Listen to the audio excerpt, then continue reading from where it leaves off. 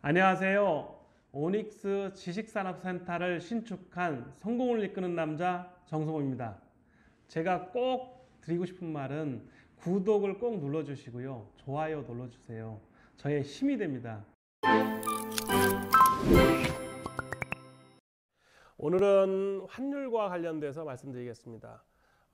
코로나 바이러스 때문에 전 세계가 실물 경제가 위축되고 있고 빠르게 그 속도가 핵폭탄 위력을 가지고 있습니다. 처음 코로나가 했을 때 실물 경제의 위축을 예측했었고 핵폭탄과 같다는 위력을 말씀드린 적이 있습니다. 그래서 실물 경제의 위축이 핵폭탄 저리 가라 또는 제가 50년 살면서 한 번도 경험하지 못했던, 저는 전쟁을 경험하지 않았지만 저희 부모님 세대는 전쟁을 경험했고요. 사업을 하면서 이렇게 실물 경제가 위축될 거라고는 상상을 못했습니다. 국제 간의 전쟁이 있어도 이 정도는 아니었거든요. 또는 뭐 이라크 전쟁, 기타 많은 이스라엘과 중동 간의 전쟁, 또는 콜롬비아 관련돼서 미국과 콜롬비아와의 국내 전쟁, 내전 같은 비슷한 거, 그 다음에 시리아 전쟁에서도 많은 국제적인 전쟁이 있어도 실물 경제 위축보다는 석유값이 올라간다든가 아니면 무역 거래에 전 세계 무역 거래에 증가는 있었어도 주로 위축은 그렇게 많지 않았습니다. 우리가 보지 못한 실물 경제 위축을 지금부터 예견한다는 것은 어렵지만 이것이 언제 얼마큼 지속될 거냐에 대한 관심이 모든 사람에게 다 있습니다.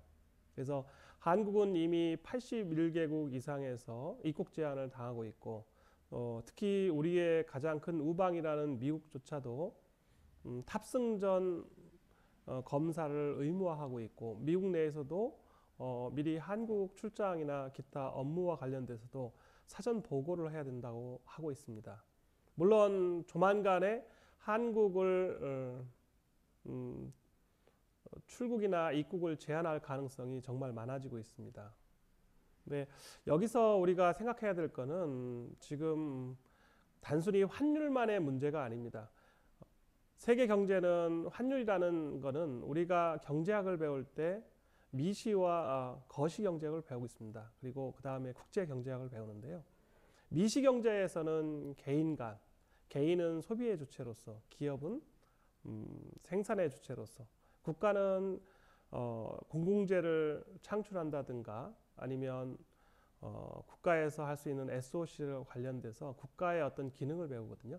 그 다음에 배우는 것이 국제 경제학에서는 주로 이러한 3자 이해의 대외 변수, 국제 수지와 관련된 거, 지금 국제 수지 중에 이제 경상수지라든가 아니면 환율을 배우는데 오늘은 환율에 대해서 말씀드릴 수밖에 없는 이유가 하나 있습니다.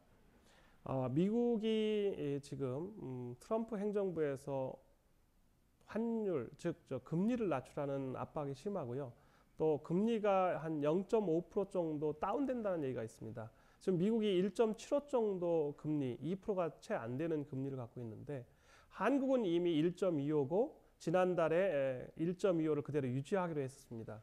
그런데 전체적인 전망은 금리를 내려야 한다. 즉 금리를 내려서 소비를 활성화하고 그 소비가 활성화됨으로써 기업의 자금이 들어가야 된다. 기업은 생산활동에 전념하고 투자를 해야 된다는 게 경제의 선순환 구조인데요. 저희는 지금 환율이 금리가 떨어지면 환율도 역시 동시에 떨어지는 현상을 볼 수 있습니다. 어제 환율이 약 20원 이상 급격하게 떨어졌거든요. 달러 대비. 그래서 금리가 낮아질 거라는 건 확실하고요.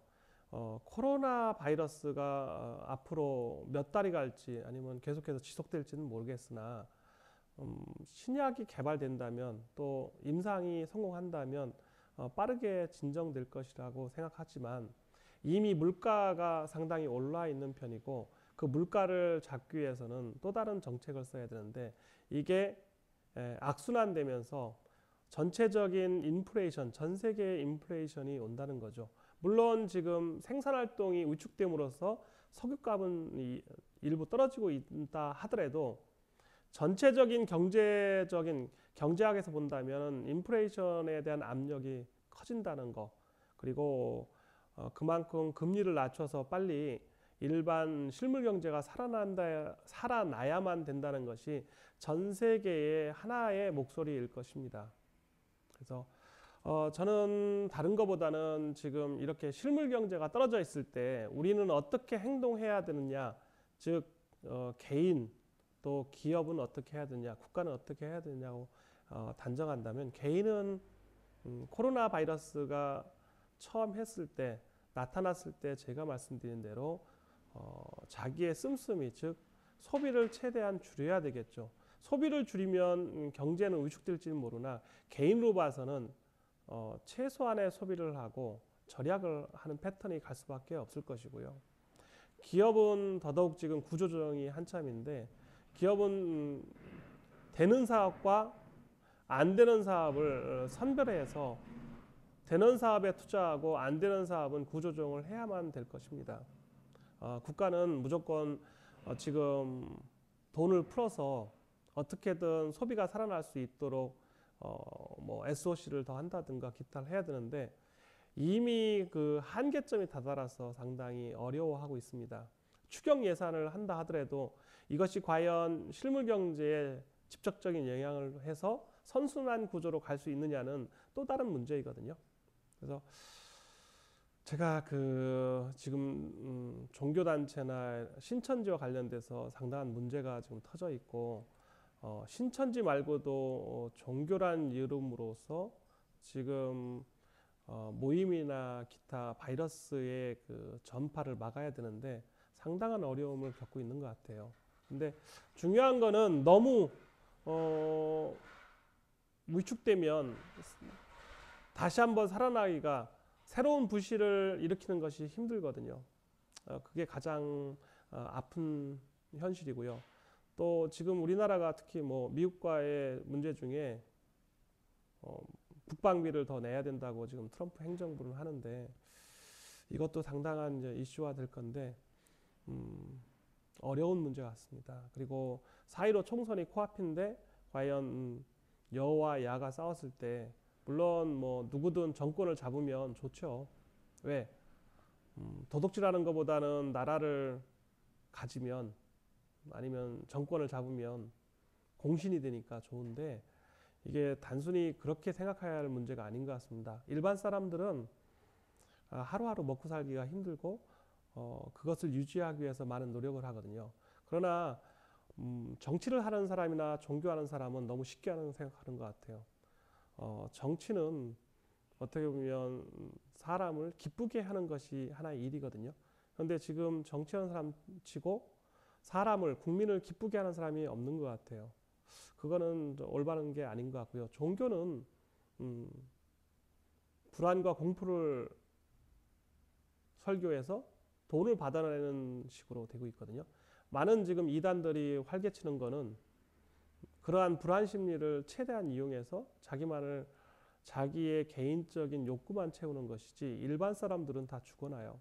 우리 그 386 세대 학생운동의 가장 전형적인 예인데요. 386에서 총학생 회장을 했던 사람은 국회의원이나 아니면 권력을 가졌어요. 그러면 그 밑에서 학생운동을 했거나 막말로 짱돌을 던졌던 일반 학생들은, 아니면 가담이 뭐 중간급이나 그 이하들은 구속되거나 아니면 많은 고통을 당하고 회사에서 쫓겨나고 삶이 되게 힘들어지고 있고, 또 패배주의자로 나앉는 선배들을 보면서 마음이 아파요. 전대협 회장이 됐거나 총학생 회장에서 국회의원을 하거나 아니면 여권의 실세가 돼서 종교단체에서 돈을 받거나 아니면 다른 이권 개입해서 말로써 아니면 대기업에 가서 돈을 뺏은 사람도 있어서 노무현 사건 때 큰 문제가 된 적이 있지 않습니까? 어린 나이에 있는 사람들이 대기업에 가서 돈을 빼앗는 경우가 많았고, 그게 사건화돼서 유죄 판결을 받은 사람도 있습니다. 그런 거 보면서 저는 일반 국민이 정신을 차려야 된다. 지금처럼 오늘 그 가장 큰 문제가 환율이 어떻게 될 건데 환율이 떨어지고 있고 금리가 떨어질 거라고 했는데 저희는 지금 상당한 어려움에 직면해 있을 때 국민 한 사람 한 사람은 생각을 바꿔야 된다. 그래서 오늘 주제 중에 꼭 말씀드리는 거는 환율이나 뭐 금리가 떨어지는 게 문제가 아니고 내가 어떻게 생존하느냐, 마지막까지 생존하고 이겨내는 사람이 승자일 겁니다. 그래서 힘내시라는 말씀드리고 싶고요. 끝까지 생존하자, 살아남자. 정성호 TV는 실물 경제만 했기 때문에 저는 지금도 사업을 하고 있고 죽을 때까지 사업을 하는데 살아남자의 한 표를 던지면서 생존 능력을 키우자. 이것이 오늘의 마지막 말씀을 드리고 싶은 얘기입니다. 감사합니다.